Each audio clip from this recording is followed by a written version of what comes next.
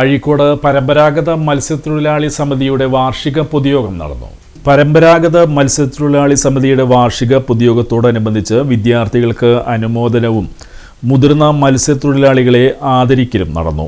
വാർഷിക പൊതുയോഗത്തിൽ secretary TS Shihab സ്വാഗതം ആശംസിച്ചു. പ്രസിഡന്റ് KA ഷിഹാബിന്റെ അധ്യക്ഷതയിൽ KK വത്സരാജ് MLA വാർഷിക പൊതുയോഗം ഉദ്ഘാടനം ചെയ്തു. മുൻ MLA ET ടൈസൺ മാസ്റ്റർ അനുമോദനം നടത്തി. Edavilangu panchayat president MR Kailasan, Eriyad panchayat president KP Rajan, Kaipamangalam panchayat അംഗം മണി ഉല്ലാസ്, ബ്ലോക്ക് പഞ്ചായത്ത് അംഗം VR Kannan, Kaipamangalam panchayat vice president Zakariya, Peethambaran Narayanan എന്നിവർ സംസാരിച്ചു. EK ബൈജു റിപ്പോർട്ട് അവതരിപ്പിച്ചു. ജാക്സൺ പൊള്ളയിൽ മുഖ്യപ്രഭാഷണം നടത്തിയ യോഗത്തിൽ ട്രഷറർ KS സുരേന്ദ്രൻ നന്ദി പറഞ്ഞു.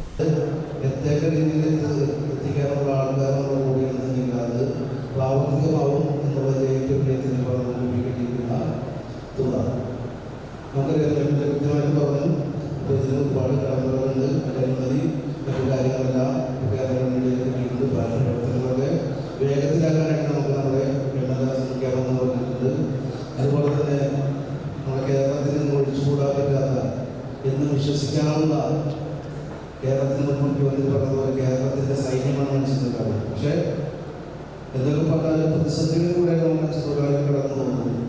കാരണം നമുക്ക് പ്രതികൂല കാലാവസ്ഥ, അതുപോലെ പരമ്പരാഗത മത്സ്യബന്ധനത്തിന് എതിരായിട്ട് നടക്കുന്ന കുത്തകകളുടെ ഒരു മത്സ്യബന്ധനം നടക്കുന്നത് നമുക്ക് ബുദ്ധിമുട്ട്. മത്സ്യസമ്പത്ത് ഇവിടെ പരമ്പരാഗത മത്സ്യത്തൊഴിലാളി എന്ന് പറയുന്നത് പുതിയ ആളുകൾക്ക് അല്ലെങ്കിൽ പഴയ കാലത്ത് തൊഴിൽ ചെയ്തിരുന്ന ആളുകൾ ഇതിൻ്റെ ഏറ്റവും ദുഷ്കരമായ സാഹചര്യത്തിൽ മത്സ്യബന്ധനം നടത്തിയവരാണ് പഴയ മത്സ്യത്തൊഴിലാളികൾ.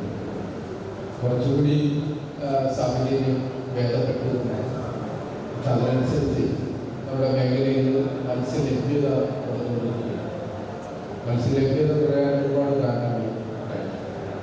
ഇപ്പോൾ വീണ്ടും കൂടുതൽ നിയമങ്ങൾ നമ്മുടെ കടലിലെ ഖനനം നടത്താനുള്ള നിർദ്ദേശങ്ങളും തീരുമാനങ്ങളൊക്കെ വരുമ്പോൾ വീണ്ടും കടൽ മത്സ്യത്തൊഴിലാളികൾ പകുതിയുടെ കാലത്തേക്ക് പോകുന്ന ഒരു സാഹചര്യം.